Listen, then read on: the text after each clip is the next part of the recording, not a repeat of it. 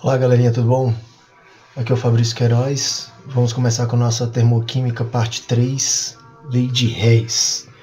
Bom galera, na termoquímica nós temos a Lei de Hess, pois Hess, em Hess, em 1802 e 1850, ele foi um médico e químico que, apesar de nascido na Suíça, passou toda a sua vida na Rússia, e considerando um precursor da termoquímica, entre inúmeros trabalhos nessa área. Hess constatou, em 1840, a seguinte lei. No caso, a sua lei de Hess, então ele constatou o seguinte.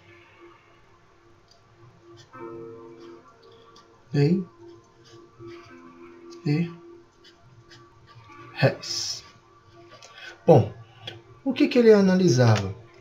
Segundo ele, a variação da entalpia, que é a variação da entalpia, que nós chamamos de ΔH, é variação de energia, essa variação de energia ela vai depender da entalpia inicial e a entalpia final de uma reação. Que no caso, essa entalpia inicial e final é o que nós chamamos da entalpia inicial, que é referente aos reagentes, e a questão da final, que está relacionada aos produtos. Então, a variação de entalpia envolvida em uma reação química sob determinadas condições experimentais depende exclusivamente da etapa inicial dos reagentes e da etapa final, que eu tenho, que é dos produtos. Seja a reação executada numa única etapa, ou seja, em várias etapas. Então, ou ela pode acontecer em uma única etapa, ou ele pode acontecer em várias etapas. Bom, e o que acontece? Então, com isso, dá para a gente analisar o seguinte, que se é uma ou várias etapas, então dá para a gente analisar através dessa ideia de Hess, que não depende do número de etapas. Então, essa variação de entalpia ele não vai depender do número de etapas. E isso é reafirmado. Então, o que acontece? Então, não depende de números de etapas, e isso é o que vai afirmar, é o que reafirma para a gente a fórmula trabalhada, reafirma aquela fórmula trabalhada que é a variação de entalpia é igual à entalpia inicial, quer dizer, a entalpia final, menos a entalpia inicial, que é relacionado produto menos reagente. Então dá para a gente analisar com isso. Então, se eu tenho uma única etapa, eu vou ter a apresentação dessa variação de entalpia. Agora, se eu tenho várias etapas, o que acontece?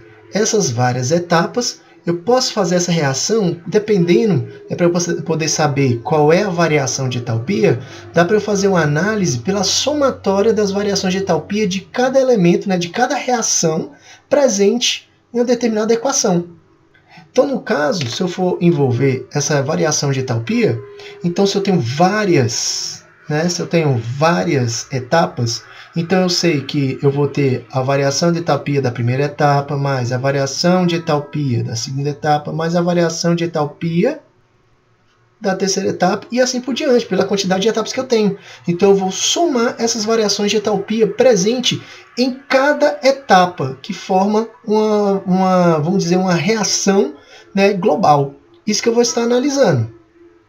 Então, no caso, se eu tenho uma determinada reação, supondo que eu tenho aqui essa determinada reação, beleza, considerando que eu tenho 2 carbonos grafito, mais 1 mol de oxigênio, 2 mols de monóxido de carbono, e eu quero saber qual é a variação dessa entalpia. Então, se nós analisarmos aqui, eu tenho 2 equações, 2 etapas aqui, que eu posso analisar essas etapas de acordo com essa reação presente aqui. Então, se eu for fazer essa análise, o que acontece? Eu tenho duas equações químicas que elas me apresentam variações de entalpia, onde o negativo representa que a reação está sendo exotérmica, liberação de energia. Bom, então o que acontece? Com o trabalho dessas equações químicas, é como se eu tivesse, como se fosse uma equação matemática. Eu posso fazer, né, transformações, encaixe, transferências, né, de elementos para poder chegar o mais próximo possível de uma reação que eu quero saber. Então, no caso aqui, ó, o que acontece?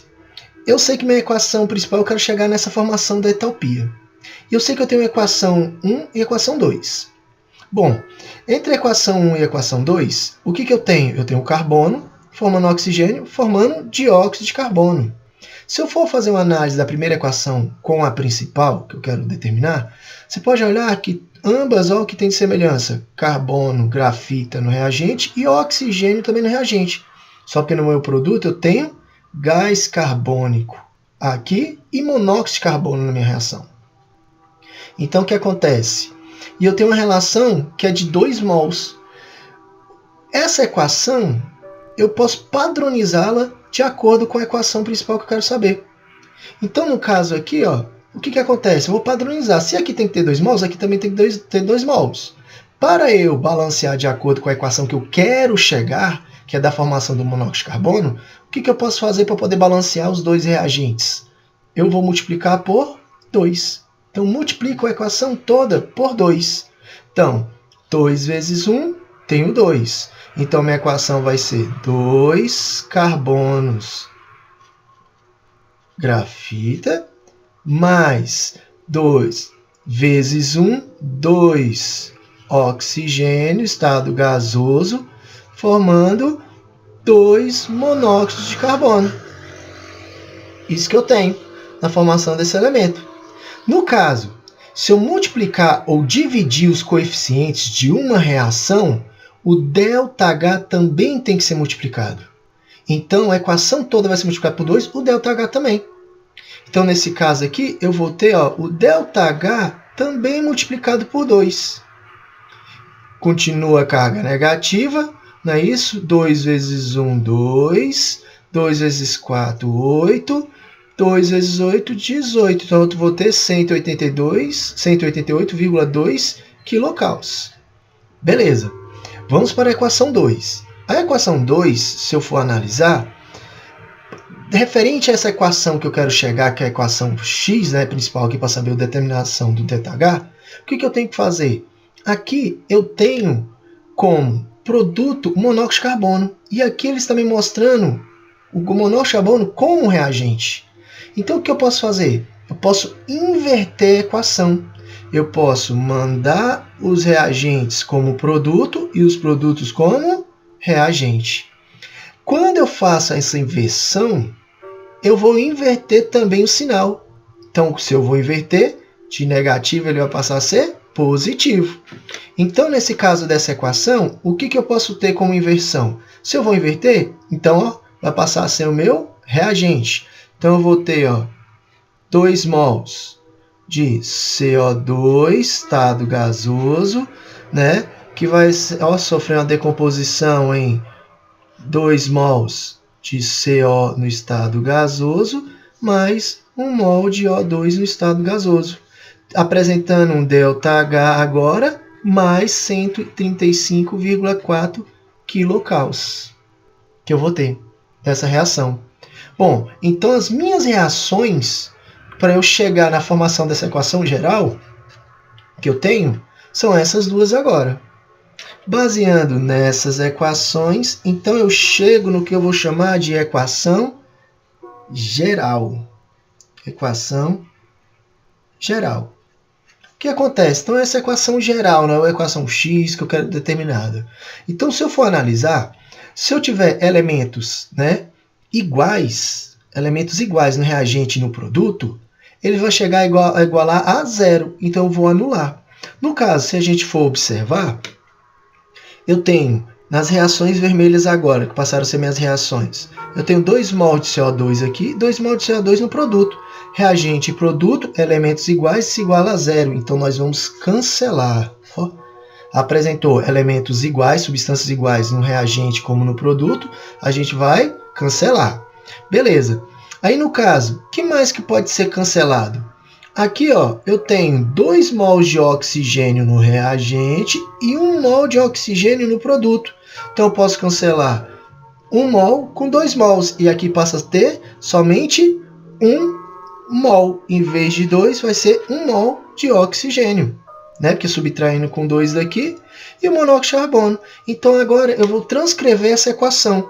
Então eu vou ter, ó, 2 mol de C no estado que é o grafita, né? Mais 1 mol de O2 no estado gasoso, produzindo 2 mol de CO no estado gasoso. Aí o que eu vou fazer? Eu vou fazer a soma dessa variação de entalpia. Porque, como nós vimos aqui, ó, quando eu tenho várias etapas, né, eu vou fazer a somatória dessas variações de entalpia. Então eu vou fazer o mesmo com isso aqui apresentado. Então, nesse caso, né, eu vou ter menos 188,2, né, com mais 135,4. Então, eu vou fazer uma soma entre os dois.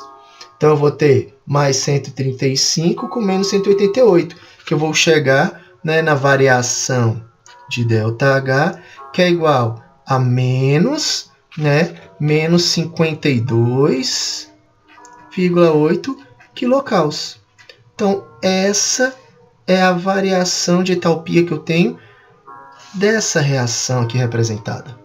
Beleza? Então, isso é a lei de Hess. Então, a lei de Hess eu vou utilizar através de equações de etapas apresentadas para mim, né, que eu vou conseguir determinar. Só que o que eu tenho que lembrar é o seguinte: o que eu não posso esquecer, que se eu multiplico, né, se eu pegar, ó, multiplicar ou dividir, né, os coeficientes